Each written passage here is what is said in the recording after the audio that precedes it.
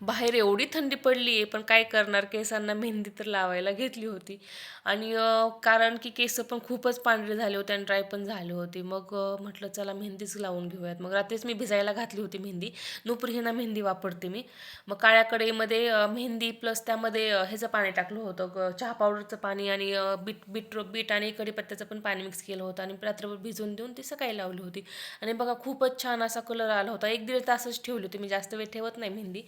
मग नंतर मग संध्याकाळी आणि ज्यावेळेस आपण मेहंदी लावतो ना, तर त्या दिवशी ट्राय करायचं की आपण केसांना ना कंगवा नाही लावला पाहिजे, कारण आपली केस ड्राय झालेले असतात आणि ते तुटण्याची पण भीती असते. मग ज्या दिवशी आपण मेहंदी लावतो ना, तर त्या दिवशी संध्याकाळी केसांना तेल लावायचं आणि दुसऱ्या दिवशी शॅम्पूने वॉश करायचं. त्यावेळेस बघा तुम्ही केसांना खूपच छान असा कलर येतो. मग परत संध्याकाळच्या स्वयंपाकामध्ये मला वांग्याचं भरीत आणि त्यासोबतच भाकरी पण करायची होती, कारण गावाकडून वांगी आलेली होती आणि ताजी होती आणि ती भरताचीच होती. त्यापासून भरीत तर खूपच छान होतं त्या वांग्याचं. मग एका साईडला मी वांगी भाजायला घातली होती आणि एका साईडला मी भाकरी पण करत होते आणि भाकरी होत होत वांगी पण भाजून गेली होती. मग त्याच्या अगोदर मी वरण फोडणीला टाकलं भरीत करायच्या अगोदर. तर ज्यावेळेस मी वरण करते ना, काळ्या कढईमध्ये करते आणि जास्त तापून देते आणि त्यामध्ये ना तुपाची फोडणी देते. ज्यावेळेस ते वरण आहे ना, आपण जसं चुलीवरचं खातो ना, तसं स्मोकी फ्लेवर येतो, खूपच छान टेस्ट लागते.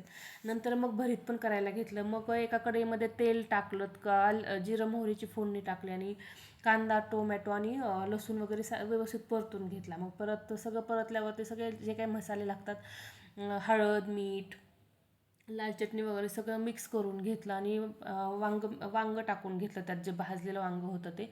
आणि ज्यावेळेस मी भरीत करते ना, असं मोठा शेंगदाण्याचा कूट करून टाकते, खूपच छान टेस्ट येते त्याने. चला आजच्या व्हिडिओमध्ये एवढंच, भेटू उद्याच्या व्लॉगमध्ये, बाय.